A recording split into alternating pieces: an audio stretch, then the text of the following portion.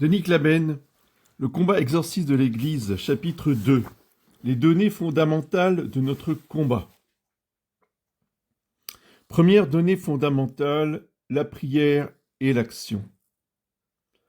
Notre combat est formellement religieux, même quand il est matériellement profane. Il s'agit de combattre les combats du Seigneur, comme le dit Saül au roi David. Expression qui est reprise par Léon XIII à l'adresse de Saint Michel et de ses anges dans la prière précédant l'exorcisme. C'est précisément la profanisation du combat chrétien qui aboutit à la profanation de la chrétienté. Les chouans se sont battus pour leur Dieu et pour leur roi. L'ensemble des Français de 1914 se battaient uniquement pour leur patrie. Les Occidentaux de nos jours ne se battent plus guère que pour leurs pantoufles. Et les principes profonds du combat sont évidemment assortis à ces motivations. À force de ne plus se lever pour Dieu et par Dieu, on se couchera devant et avec Satan et ses troupes.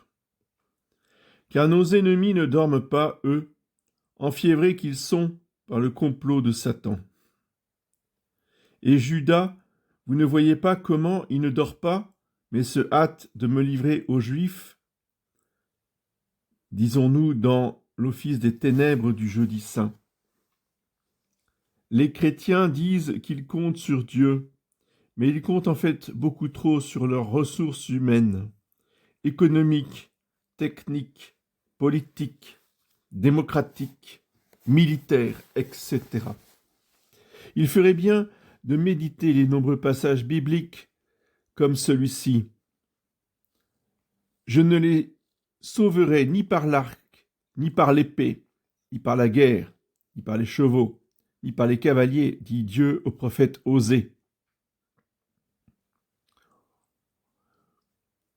Et dans le psaume 20, aux uns les chars, aux autres les chevaux, à nous d'invoquer le nom de Jéhovah notre Dieu.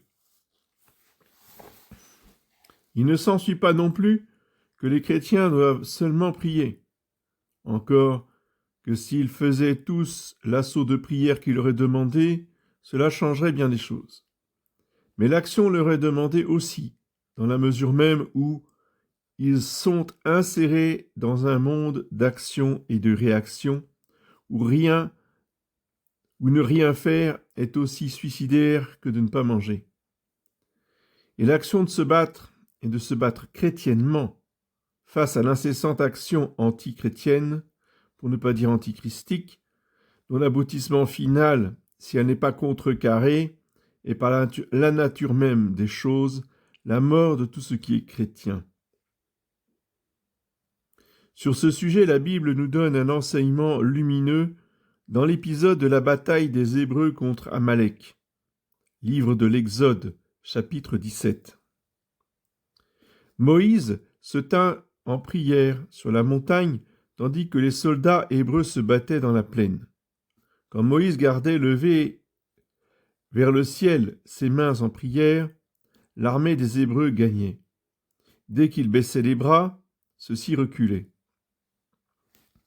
De sorte que pour faire face à la fatigue et le faire tenir jusqu'au bout, Aaron et Hur ont chacun soutenu un des bras de Moïse, jusqu'à ce que la victoire fût complète. Il était clair que Dieu seul donnait la victoire, obtenue par la prière, le sacrifice et la puissance de Dieu. En effet, tout était en quelque sorte suspendu au bâton de Dieu que Moïse avait dans la main, et qu'il levait ainsi en l'air. D'où le nom que Moïse donna à l'autel qu'il bâtit ensuite à cet endroit en action de grâce. Jéhovah est ma bannière, car, dit-il, la bannière de Jéhovah en main, Jéhovah est en guerre contre Amalek, de génération en génération. Cette bannière, c'est son bâton par lequel il avait opéré tous ses prodiges, notamment les plaies d'Égypte et la traversée de la mer Rouge. Au-delà de ce bâton, il s'agit évidemment de la croix, puissance de Dieu, par le sacrifice du Christ. Il fallait pourtant que ses deux mains soient levées alors qu'il n'y avait qu'un bâton, puisque Aaron et Hur les ont soutenus de chaque côté. C'était le geste de la prière, laquelle est indiquée aussi par la montagne, lieu de rencontre avec Dieu.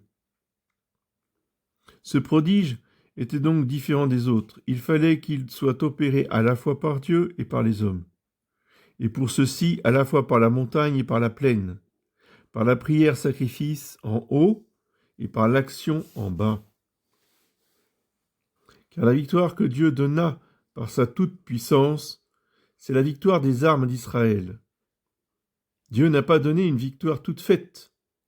Il a fallu se battre.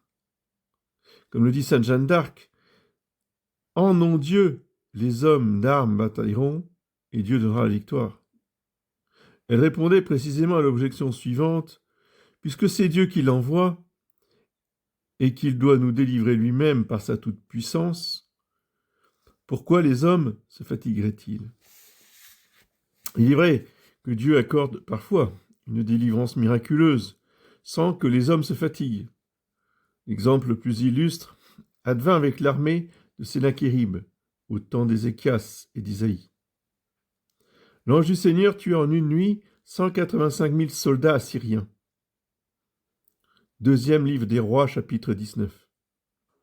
Mais un miracle reste un miracle. Une intervention extraordinaire de Dieu. Celui-ci est toujours libre de faire ce qu'il veut, mais il s'en tient ordinairement à l'ordre et non pas à l'exception. C'est pourquoi c'est tenter Dieu que se décharger de son devoir normal au profit d'un calcul de miracle qui devrait le remplacer. Jésus le répond lui-même à Satan lors de sa deuxième tentation au désert. Et même quand il y a des miracles, ils répondent généralement à de ferventes et humbles prières dont le zèle fait la part de l'homme, part toujours indispensable, car Dieu ne fait rien sans nous, même s'il fait généralement le premier pas. On peut comparer à cet égard l'épopée de Moïse et celle de Lourdes. Et pour Sennachérib, Ézéchias avait prié « J'ai entendu ta prière ».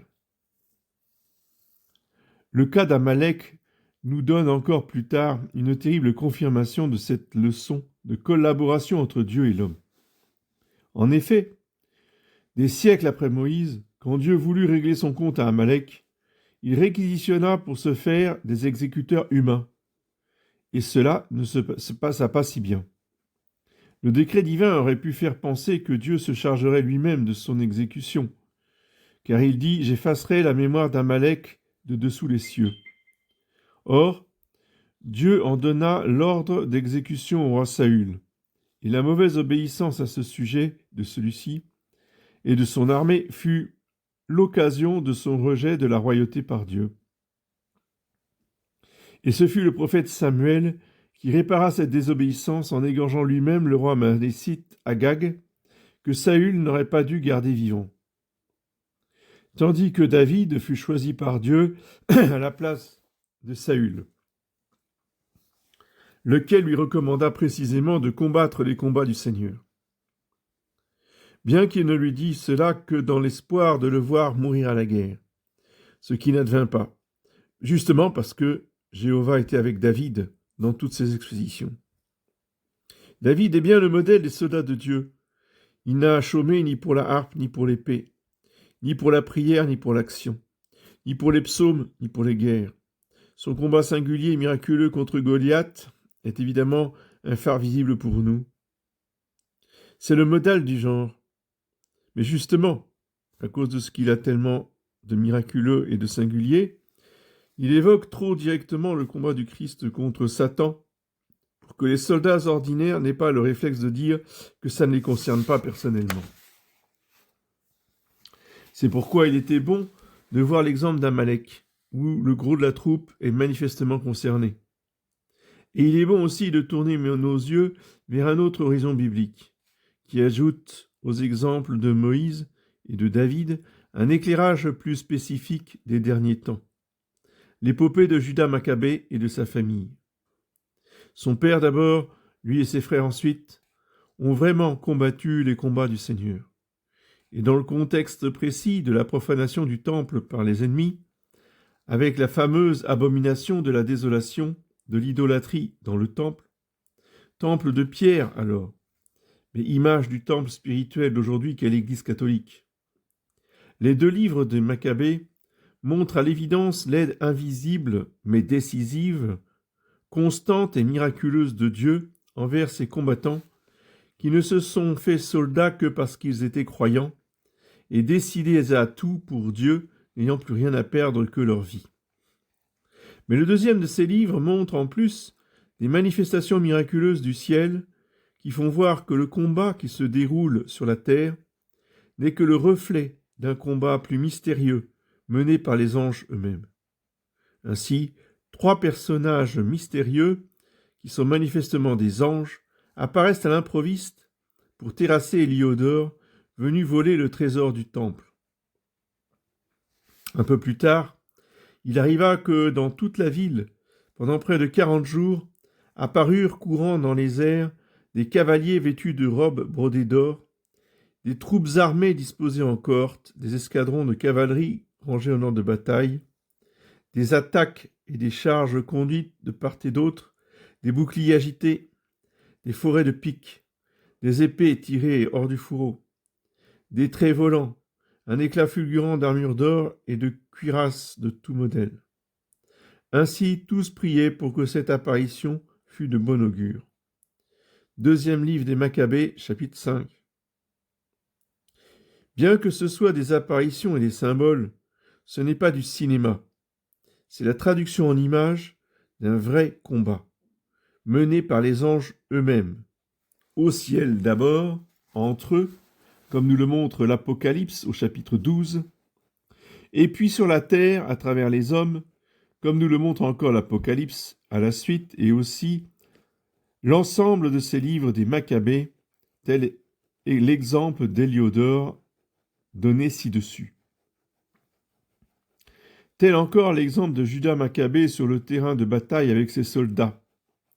Au fort du combat, apparurent du ciel aux ennemis, sur des chevaux aux freins d'or, 5 hommes magnifiques, qui se mirent à la tête des Juifs, et prenant en même temps Maccabée au milieu d'eux, et le couvrant de leurs armures, le gardaient invulnérable. Ils lançaient aussi des traits et la foudre sur leurs adversaires, qui, bouleversés par l'éblouissement, se dispersaient dans le plus grand désordre. 20 500 fantassins et 600 cavaliers furent alors égorgés. Deuxième livre des Maccabées, chapitre 10. Ces apparitions angéliques ne sont donc pas seulement symboliques. Ce sont des interventions fort concrètes et efficaces de l'armée des cieux, même si les exégètes modernes, imprégnés de modernisme, traitent cela de procédés littéraires. Il est à noter que Sainte Jeanne d'Arc a vu elle aussi, de ses yeux, les armées célestes qui combattaient pour son camp, et Pie XII y a fait allusion dans un message à la France. Sainte Jeanne d'Arc était envoyée par saint Michel Archange, celui-là même que nomme l'Apocalypse, et déjà le prophète Daniel pour le combat des derniers temps. Nous y reviendrons, mais nous devons retenir dès maintenant le rôle et la dimension angélique de notre combat en général, pour les derniers temps en particulier, pas seulement au titre de la prière, mais aussi à celui de l'action. Donc, ne tombons pas dans l'hérésie de l'action qui la dévitalise et la rend inefficace quant aux choses de Dieu, en la privant de son âme qu'est la prière. Mais ne tombons pas non plus dans l'hérésie du quiétisme qui s'imagine que la seule prière suffit sans aucune véritable action. Oui, Marie a la meilleure part, mais Marthe est nécessaire. Hiérarchie des valeurs, certes, mais non pas suppression des valeurs prévues par Dieu. Autrement, celles que l'on croit garder ne sont plus elles-mêmes qu'illusions, aussi bien du côté de la contemplation que du côté de l'action, car elles sont solidaires entre elles. Ce ne sont pas ceux qui me disent « Seigneur, Seigneur » qui entreront dans le royaume des cieux, mais ceux qui font la volonté de mon Père. Il bénit la prière, mais non pas la paresse, ni la désertion, l'illuminisme, l'inaction. N'est-ce pas un service de soldat que fait le mortel sur la terre, dit le saint homme Job, chapitre 7.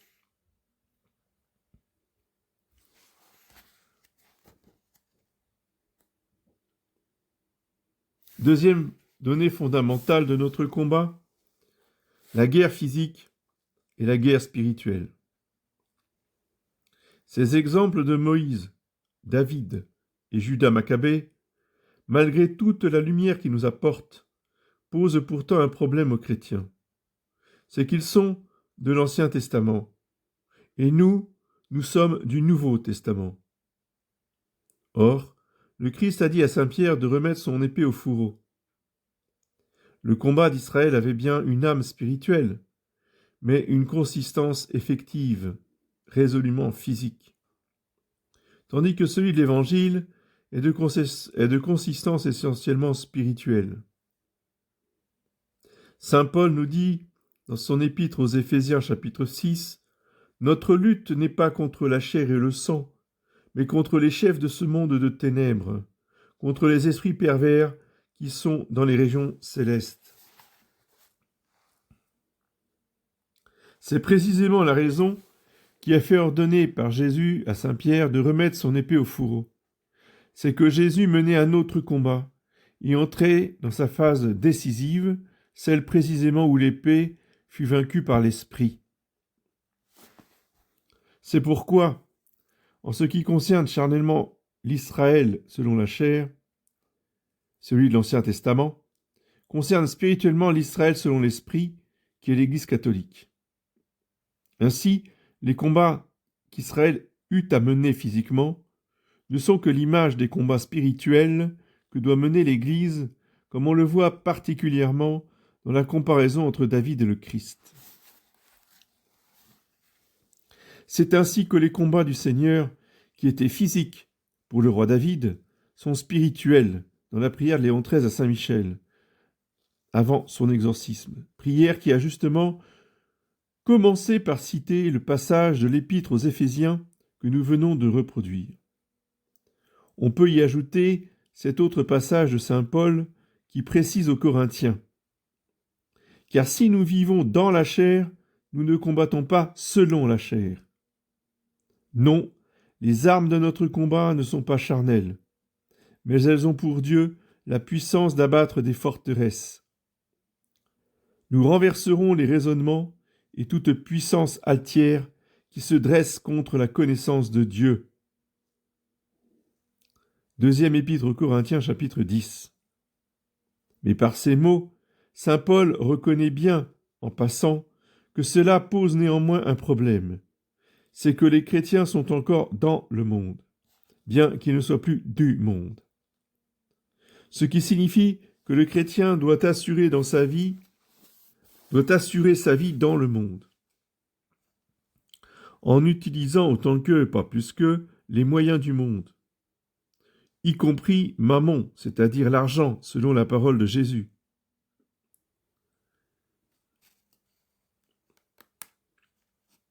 Vivre sa vraie vie qui est dans les cieux, cachée en Dieu avec Jésus-Christ, dit saint Paul. Et c'est cette vie qu'il s'agit essentiellement de défendre avec ses armes à elle. De sorte que le chrétien a cette position très inconfortable de devoir toujours fonctionner sur deux plans distincts, et même concurrents, parce qu'animés par des principes franchement ennemis entre eux. La chair et l'esprit, qui se battent sans cesse, car la chair convoite contre l'esprit, et l'esprit convoite contre la chair. Il y a entre eux un antagonisme, si bien que vous ne faites pas ce que vous voulez, dit saint Paul aux Galates, chapitre 5. Quand l'esprit gagne, c'est le chrétien qui gagne. Quand c'est la chair, c'est le païen qui gagne. Là est la source de la contradiction dénoncée plus haut. Le mode d'emploi de notre vie est donné par Jésus. Cherchez d'abord le royaume des cieux et sa justice, et tout le reste vous sera donné par surcroît. Évangile selon saint Matthieu, chapitre 6, verset 30. Notons bien cependant que le problème se posait déjà dans une certaine mesure pour l'Israël de l'Ancien Testament. Car s'il est vrai que la cause divine s'identifiait matériellement à leur cause nationale, il ne reste pas moins que la psychologie divine était aussi élevée par rapport à la psychologie nationale que les cieux par rapport à la terre. Dans un sens, c'était même plus difficile pour eux, dans la mesure où la cause divine s'était déclarée dans une certaine identité à leur cause nationale. D'où le piège de leur messianisme temporel, qui valut au Christ d'être crucifié après avoir refusé d'être leur roi temporel. Le problème chrétien est inverse. La cause divine se présente bien comme spirituelle, mais sous peine de tomber dans l'illuminisme ou l'angélisme. Il faut bien lui reconnaître un support terrestre, comme pour la colombe de Noé, qui revint à lui jusqu'à ce qu'elle trouve de quoi poser ses pattes. C'est pourquoi le royaume des cieux, tant qu'il est en gestation sur la terre, se doit d'être une société visible, parce que la terre est visible. Et comme cette société visible est de spécificité spirituelle, il lui faut s'accommoder de la convivence avec une société visible à spécificité temporelle. L'image de cette situation se trouve dans Israël vivant en Égypte.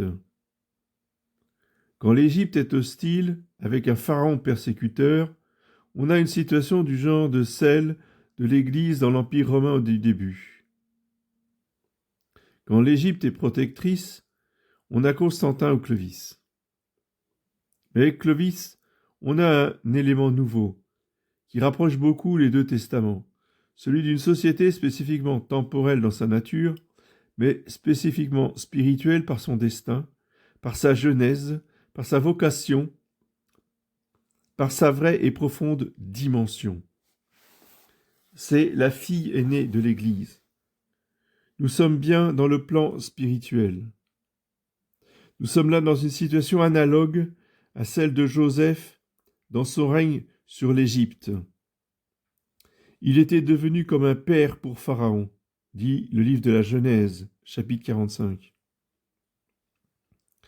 L'Égypte est à Israël ce qu'Agar est à Sarah, la chair à l'esprit, c'est-à-dire servante. L'association dans le règne du Pharaon et de Joseph indique une réconciliation de l'esprit et de la chair dont la forme parfaite n'est autre que la résurrection. Ce règne est donc une préfiguration du royaume éternel qui adviendra à la résurrection finale. Si Dieu en a donné une préfiguration dans l'Ancien Testament, à plus forte raison peut-il en faire de même dans le Nouveau Testament. Mais cela aussi se prépare par des étapes et par la mise en place progressive des éléments figuratifs. C'est la vocation des royaumes chrétiens dans le sillage de celui de la France. Car si elle est la fille aînée, c'est qu'il y a d'autres filles derrière, d'autres nations chrétiennes, assorties elles aussi au plan spirituel constitué par l'Église. C'était cela, la chrétienté. On comprend qu'on ait pu y voir l'épopée de Sainte Jeanne d'Arc, si ressemblante à celle de David et de Judas Maccabée. Et bien d'autres hauts faits de la chrétienté, comme la victoire miraculeuse de Lépante, obtenue par le rosaire, et qui font se demander s'il y a tellement de différence, en tout cas sur le plan pratique, entre les deux testaments, puisque de toute façon, il y a dans les deux cas, de gré ou de force, l'association des deux combats, le physique et le spirituel. Pourtant, s'il y a une différence très nette, elle ne paraissait pas dans les exemples que nous venons de citer, parce que précisément, ils appartiennent au registre physique et temporel, malgré leur lien avec le spirituel. Il est évident qu'une Jeanne d'Arc envoyée à un roi de France, encore dauphin, va faire passer le doigt de Dieu dans le domaine temporel du roi, plutôt que dans le domaine spirituel du prêtre. Cela fait partie du royaume de Dieu pour des raisons que nous venons d'expliquer. Mais cela ne donne pas le diapason fondamental, du moins de façon directement implicite, du moins de façon directement explicite, car on en entend la note quand même, nécessairement incluse avec ses harmoniques, lesquelles seraient autrement déséquilibrées et cacophoniques. Ce diapason, c'est le combat spirituel de l'Évangile. Il ne suffit pas de le dire, comme nous l'avons déjà fait. Il faut tâcher d'en dégager la spécificité en symétrie avec le combat charnel de l'Ancien Testament.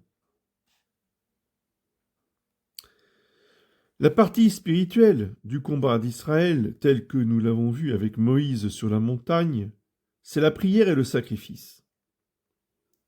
Sur ce point, rien de nouveau dans le principe avec l'Église catholique, sinon que le Christ l'a doté d'un trésor infiniment supérieur, avec sa prière et son sacrifice de la croix renouvelé dans le sacrifice de la messe. La partie matérielle du combat d'Israël, celle des soldats dans la plaine, où est-elle passée? Dans les combats matériels de la chrétienté, par exemple, les croisades. Mais en ce cas, on confond Israël avec l'Égypte, le combat spécifique de l'Évangile avec le combat servile du support terrestre de l'Évangile. Si l'on met les croisades exactement sur le même plan que les combats de l'ancien Israël, on rabaisse la chrétienté au plan de l'Israël selon la chair. Il faut donc trouver autre chose, plus spécifiquement spirituel, qui corresponde exactement au combat du Seigneur pour le Nouveau Testament. Cette autre chose n'est pas spécifiquement la prière ni le sacrifice, en soi du moins, puisqu'il faisait déjà partie de la teneur spécifique de l'Ancien Testament. Il est vrai toutefois que cela passe beaucoup plus au premier plan, tant dans le principe que dans le contenu. Il faut que cette autre chose concerne plus spécifiquement le plan de l'action symétriquement à celle des soldats de la plaine. L'Évangile nous montre cette symétrie dans ce qu'on peut appeler en résumé l'action apostolique, faite de paroles enseignantes et conquérantes et d'opérations libératrices, exorcisantes et guérissantes. L'Ancien Testament conquérait, défendait, gérait un territoire matériel. Le Nouveau Testament fait tout cela pour un territoire spirituel. Mais qu'est-ce que c'est que le territoire spirituel?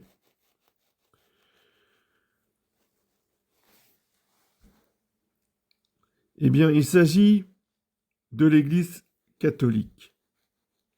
Il faut pour cela atteindre les pensées, d'où le travail de la parole, aidé par le signe des miracles des prophéties.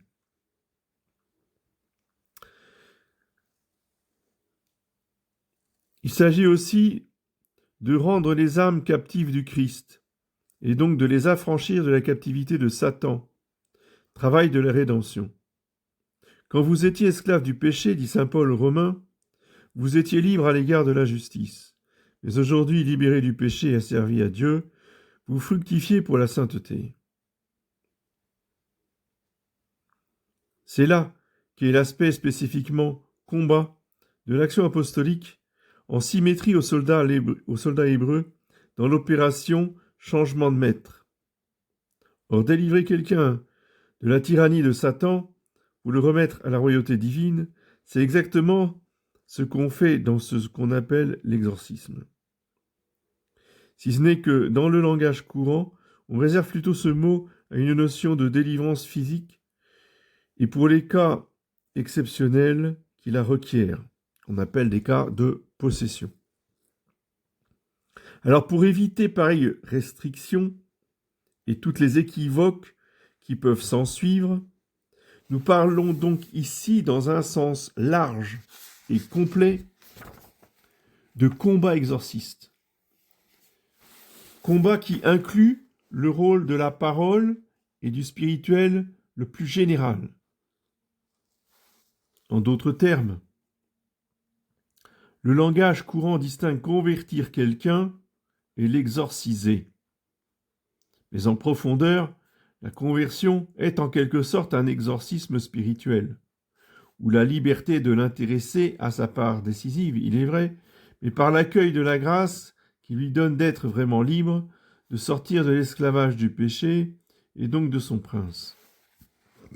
Et inversement, l'exorcisme réalise une sorte de conversion corporelle, non seulement dans le sens qu'on retrouve dans le terme moderne et profane de reconversion, et qui désigne ici un retour à la normale du fonctionnement corporel naturel, mais encore dans le sens surnaturel de retour à Dieu, de la direction de la volonté humaine, connaturelle et consubstantielle à ce corps humain. En effet, la liberté de l'intéressé joue son rôle dans l'exorcisme d'une façon relativement comparable à celui qu'elle joue dans la conversion spirituelle. Dans les deux cas, on est prisonnier au départ. Dans les deux cas, la libération vient d'en haut. Dans les deux cas, elle n'a lieu que si elle est acceptée d'en bas, avec ou sans effort. Il y a, certes, une différence de taille. La liberté rendue par la conversion est d'ordre surnaturel, tandis que celle que rend l'exorcisme est d'ordre naturel. Mais la portée de cette différence est bien réduite par les considérations suivantes. D'abord, les entraves à la liberté naturelle que le démon inflige à celui qu'il possède, obsède, infeste ou persécute de quelque manière, affectent de façon préférentielle et parfois exclusive le domaine spirituel. Ainsi, bien des possédés qui n'ont guère d'ennui pour leurs affaires profanes en ont pour les religieuses ou morales. La pratique du sport peut n'offrir aucun problème, là où celle des sacrements est impossible. Et ainsi du reste. Sauf que celui qui s'obstine à fixer son choix sur Dieu peut le payer par des persécutions en tout genre. Ensuite, la délivrance de cette liberté naturelle par l'exorcisme n'est pas concevable sans un minimum de renoncement à Satan et d'attachement à Jésus-Christ, à part le cas du nouveau-né ou de l'adulte dont l'état lui est comparable, tout comme pour le baptême, où celui qui est totalement dépourvu de l'usage de la raison et donc de la liberté est pris en charge par la suppléance maternelle de l'Église. La différence entre l'état de grâce ou de péché et l'état de possession démoniaque reste essentielle. Il ne suffit pas d'être en état de péché mortel pour être possédé, et il ne suffit pas non plus d'être possédé pour être en état de péché mortel. Même dans le cas où la possession résulte de la faute du possédé, car celui-ci peut s'être converti entre-temps et avoir retrouvé l'état de grâce. Les sacrements ne sont pas en soi des exorcismes, et c'est justement pour cela que ceux-ci sont prévus en plus du baptême et de la confession. Coupable ou innocent, parfois très coupable et parfois très innocent, voire victime spéciale de rédemption, on peut passer des années dans une cruelle possession cohabitant avec un état de grâce pas plus mauvais que les gens ordinaires, et même parfois très supérieur en qualité, en intensité, en héroïsme et en fécondité divine. Mais on ne peut pas être délivré de Satan sans renoncer à Satan. C'est là que conversion et exorcisme se rejoignent. Ils se rejoignent tellement que notre Seigneur les traite en pratique pour l'optique de base, comme un tout unique. L'ensemble de l'Évangile est imprégné de cette optique, à commencer par le premier pouvoir confié aux apôtres pour leur mission, le pouvoir exorciste. Citons plus spécialement ici le passage suivant bien connu. Lorsque l'esprit immonde est sorti d'un homme, il entre par des lieux arides en quête de repos, et il n'en trouve point. Alors il se dit, je vais retourner dans ma maison d'où je suis sorti. À son arrivée, il la trouve libre, balayée et bien en ordre. Alors il s'en va prendre avec lui 7 autres esprits plus méchants que lui. Ils reviennent et ils s'y installent. Et l'état final de cet homme devient pire que le premier. Ainsi en sera-t-il également de cette génération mauvaise. Évangile selon saint Matthieu, chapitre 12. Il est évident que l'état de possession et même d'infestation n'est pas normal dans le royaume des cieux, d'autant plus qu'il paraît déjà peu normal à la condition terrestre du royaume des ténèbres, dont il constitue plutôt l'état infernal anticipé sur la terre. Il est certain aussi que Dieu tire le bien du mal et peut faire grandement servir à la rédemption des états aussi anormaux, soit au profit de l'intéressé lui-même, soit à celui des autres, soit des deux, cette souffrance pouvant grandement purifier, convertir, sanctifier les uns et les autres. Mais il reste que la perspective fondamentale est unitaire, englobant dans un tout, à la fois spirituel et corporel, le passage du royaume des ténèbres à celui de la lumière, ce qui est bien logique et cohérent à la nature humaine. C'est justement par déchirure plus ou moins mortelle de cette unité de l'être humain que la mentalité moderne dépouille beaucoup trop la notion de conversion de son aspect exorcisme. Comme elle dépouille trop également la notion de guérison corporelle de l'aspect exorcisme plus ou moins fort selon les cas que l'Évangile et la tradition chrétienne mettent bien en relief, les disciples étant toujours chargés conjointement de chasser les démons et de guérir les malades. Le cas le plus frappant, sans doute à ce sujet, est celui de cette fille d'Abraham que Satan a liée voici 18 ans et qui en était toute courbée et ne pouvait plus se redresser. Évangile selon saint Matthieu chapitre 13. Le rituel romain prévoit, pour l'huile en particulier, des effets à la fois exorcisants et guérissants. Par contre, la mentalité moderne, si platonicienne et cartésienne, ne conçoit pas aisément la coexistence de la possession et de l'état de grâce, d'où un réflexe de sévérité qui peut être fort cruel pour des âmes qui ne sont peut-être que trop victimes déjà. Tandis qu'elle exige volontiers l'absence de tout élément naturel de maladie, psychonerveuse en particulier, pour conclure à une quelconque possession, voire infestation. Si l'on nage si aisément dans la contradiction, c'est d'une part parce qu'on est plus ou moins ignorant ou superficiel dans sa réflexion, quand encore celle-ci ne s'inspire pas de considérations par trop humaines, voire mondaines. C'est d'autre part, et à la faveur de tout ceci, parce que l'enfer, trop conscient de ses intérêts, s'ingénie depuis longtemps à réduire dans la pensée humaine, jusqu'à l'évaporation si c'est possible, la part qu'il faut lui attribuer dans une saine vision des choses. On le sait bien, le diable met toute sa ruse à faire croire qu'il n'existe pas, ou qu'il n'intervient pas, ou si peu, ou si rarement, ou si exceptionnellement, c'est-à-dire d'une façon relevant du domaine purement spirituel, n'impliquant surtout pas le recours à une quelconque action exorciste, qui serait une déviation, une obsession, conduisant notamment à voir maladivement le diable partout. Bref, celui-ci faisant tout pour qu'on ne le chasse de nulle part, cherche à faire disparaître la perspective radicalement exorciste de l'Évangile, faussant ainsi toute la vision du reste.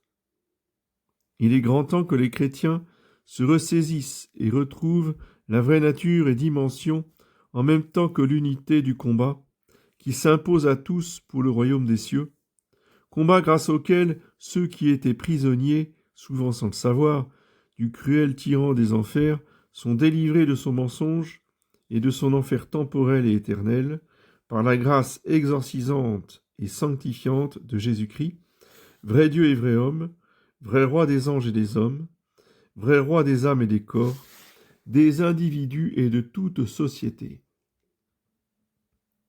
C'est ce combat que résume saint Paul dans le passage que nous avons cité ci-dessus, dans la deuxième épître aux Corinthiens, et que nous désignons par cette expression de combat exorciste, dans le sens large et incontournable que nous avons expliqué.